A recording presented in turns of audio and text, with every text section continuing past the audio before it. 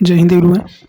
इस वीडियो के माध्यम से हम आज जानेंगे कि सुप्रीम कोर्ट ने कौन सी 3 ऐसी जातियाँ हैं जो एससी कैटेगरी में आती है, उसको जो है बदलने की तैयारी में है और सरकार ने भेजा है इसके लिए।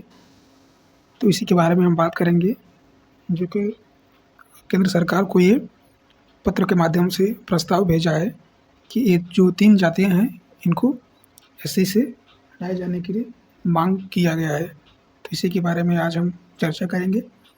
तो चलिए स्टार्ट करते हैं अपना वीडियो। जैसा कि राज्य सरकार अनुसूचित जाति के लोगों की सूची में बदलाव की तैयारी में है। अनुसूचित जातियों में 3 जातियाँ ऐसी हैं जिनके नाम से विवादित माने जा रहे हैं। ठीक, कई सालों से इस सूची के बदलने की मांग की जा रही है, लेकिन करीब 12 साल बाद राज्य सरकार ने इस सूची में बदलाव के लिए केंद्र सरकार को पत्र लिखा है। तो कौन से राज्य ने ऐसा किया है, तो इस पे चर्चा करते हैं।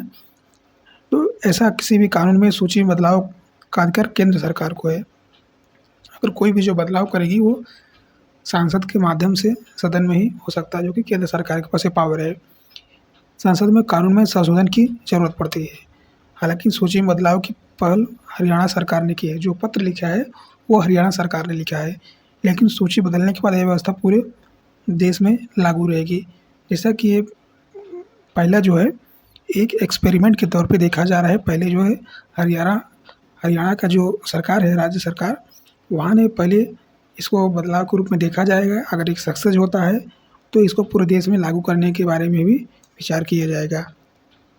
इसी क्रम में जो है हरियाणा सरकार ने जो पत्र भेजा उनमें कौन सी 3 जातियाँ हैं, तो ये जातियाँ हैं चूरा, भंगी और मोची, जिनके संबोधन में फैल रहा है वैमनस्य, मतलब कि नाम उच्चारण करने से जो है एक प्रकार से गलत मैसेज जा रहा है। तो इसके लिए जो पूर्व मुख्यमंत्री थे भूपेंद्र सिंह हुड्डा भी कर चुके हैं कि इनको हटाया जाए और सूची बदलने के बाद यह पूरे देश में व्यवस्था लागू होगी। तो इस पर भी हम चर्चा करेंगे कि ऐसा क्यों किया जा रहा है, इससे क्या परिणाम होंगे, ऐसी क्या आवश्यकता पड़ी कि सरकार जो है इस पे बदलाव को करने के लिए पत्र भेज रही है केंद्र सरकार को। स्टेट गवर्नमेंट जैसा कि पत्र भेजा है, इस पत्र के माध्यम से हरियाणा सरकार की ओर से भेजे गए पत्र में कहा गया है कि दोनों न केवल आपत्तिजनक हैं बल्कि अप्रासंगिक हैं। अपनी जो प्रासंगिकता है वो भी खो चुके हैं। अगस्त 2013 में पूर्व सीएम भूपेंद्र सिंह हुड्डा के कार्यकाल में भी एक ऐसा ही पत्र सरकार को लिखा गया था। तो भूपेंद्र हुड्डा ने भी ऐसे ही पत्र केंद्र सरकार को लिखा था कि इन जो 3 जातियाँ इनको हटा दिया जाए। जैसे कि हमने पहले बताया वो कौन सी 3 जातियाँ हैं। इसी क्रम में हरियाणा सामाजिक न्याय, अधिकारिता और अनुसूचित जाति और पिछड़े वर्गों का कल्याण तथा अंत्योदय विभाग के पास इसका रिकॉर्ड उपलब्ध है। हालांकि उस पत्र का क्या हुआ उसका कोई रिकॉर्ड मौजूद नहीं है। अब सरकार के नए लेटर पर केंद्र सरकार की ओर से कार्रवाई शुरू करने की उम्मीद जताई जा रही है। जो हरियाणा सरकार ने केंद्र सरकार को पत्र भेजा है, तो जो पहले जो पत्र भेजा था उसका रिकॉर्ड गायब है, लेकिन अभी जो वर्तमान में भेजा गया है उसके माध्यम से कार्रवाई होने की उम्मीद जताई जा रही है। अब बात करेंगे कि इसमें क्या आवश्यकता पड़ी ऐसा करने की और इसके क्या परिणाम होंगे, ऐसा क्यों करना पड़ रहा है राज्य सरकार को, तो इसी पे बात करेंगे। तो हरियाणा सरकार की ओर से जो है ये दलील दी गई कि इस तरह के मामलों को निपटाने के लिए अनुसूचित जाति और अनुसूचित जनजाति अधिनियम 1989 का सहारा लिया जाता है। कहने का तात्पर्य है कि जैसे कि कोई मैटर हो गया, मामला हो गया, तो वहाँ पे बताया जा रहा है कि यहाँ पे जो है कोई मामले को हल करने के लिए, विवादित मामले को हल करने के लिए जो है अनुसूचित जाति और जनजाति के अधिनियम 1989 का सहारा लिया जाता है, जिसमें दंड के कड़े प्रावधान है। तो ऐसा जो है ये लोग दलील के माध्यम से केंद्र सरकार को अपने पत्र के माध्यम से भेज रहे हैं। हरियाणा सरकार के प्रस्ताव को पूरा करने के लिए केंद्र सरकार को 1950 में बने इस कानून में संशोधन करना होगा, जैसा कि SC/ST की सूचियों में जातियों को शामिल करने के लिए या निकालने के लिए किया जाता है। तो बेसिकली कहने का मतलब है कि ये पूरी तरह से इसलिए किया जा रहा है क्योंकि जो कोई विवादित होता है या कोई विवाद होता है, कोई मैटर होता है, कोई मामला होता है, तो अगर SC कम्युनिटी से या फिर ST कम्युनिटी से कोई व्यक्ति है, तो अगर दूसरी कम्युनिटी से अगर विवाद होता है धर्म से या जाति से, तो वहाँ पे जब SC/ST वाली मैटर आता है तो वहाँ पे कहा जा रहा है कि ये लोग जो है फ़ायदा उठाते हैं, जो कि 1989 जो है अनुसूचित जाति और जनजाति अधिनियम का सहारा उठाते हैं और इसमें कड़े दंड का प्रावधान है। तो इसको ख़त्म करने के लिए जो है ये लोग ऐसा कर रहे हैं। अगर जो ये दोनों जो है एक्ट जो है 1989 अगर ये एक्ट ही नहीं होगा तो जब ये एक्ट होगा, लेकिन इसमें जब जो जातियाँ हैं, जो शब्द हैं, उनको हटा दिया जाएगा तो दंड का प्रावधान ही नहीं रह जाएगा। तो किस पर आप लगाएंगे?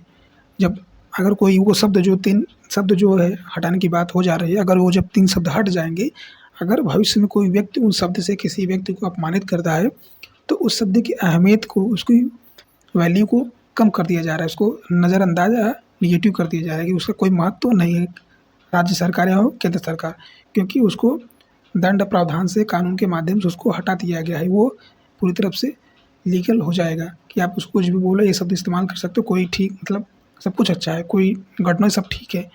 अगर ये शब्द रहते हैं तो कानूनी प्रक्रिया जो है, दंड प्रावधान है, तो इसका बात आ जाता है।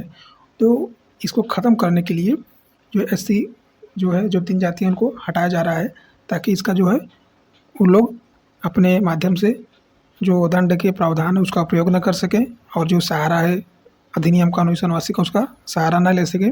तो इसके लिए ये ख़त्म करने का प्रयास किया जा रहा है। इसके क्या परिणाम होंगे?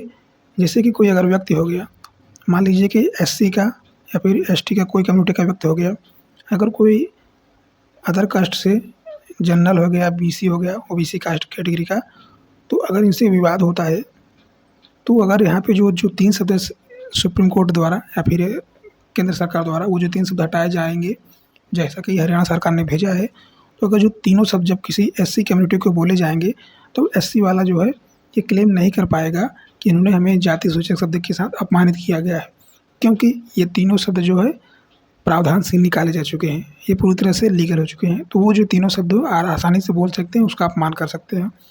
तो कहने का परिणाम है कि ये नहीं होना चाहिए, और अगर ऐसा होता है तो इसमें थोड़ा संशोधन करने की आवश्यकता है कि अगर ऐसा कुछ होता है तो उसको पूरी बारीकी से उसकी प्रक्रिया की जांच की जाए, तब फिर जो है इसमें दंड का प्रावधान किया जाए। इसमें थोड़ा संशोधन करने की आवश्यकता है, लेकिन जो इस तरीके से इसमें किया जा रहा है ये पूरी तरह से खत्म हो सकता है। इसको खत्म करने का प्रस्ताव ही है। ये जब पूरे तीनों नाम ही नहीं रहेंगे तो दंड का प्रावधान ही नहीं रहेगा, तीनों शब्द जो है लीगल हो जाएंगे, तो विवाद का मैटर ही ख़त्म हो जाएगा। कुछ भी बोलो, कैसा भी बोलो, कोई दिक्कत नहीं, अपन जो विवाद है वो चलेगा। हालांकि जो अधिनियम है, अनुसूचित जाति जनजात अधिनियम 1989 को खत्म नहीं किया जा रहा है, उसके अंदर जो 3 शब्द हैं जो बोलने के पे जो अपमानित महसूस करते हैं उसको हटाने जाने की बात की जा रही है। तीनों शब्द हट जाएंगे, और इसीलिए जो है राज्य सरकार जो है केंद्र सरकार को पत्र के माध्यम से भेजा है। आई होप आप लोगों ने इसको अच्छे समझा और बारीकियों से समझ में आया होगा। हमने पूरी तरह से इसको एक्सप्लेन करने की कोशिश की। नेक्स्ट वीडियो में हम कुछ अलग से लॉ से रिलेटेड वीडियो पे फैक्ट पे बात करेंगे। तब तक के लिए जय हिंद, जय भारत।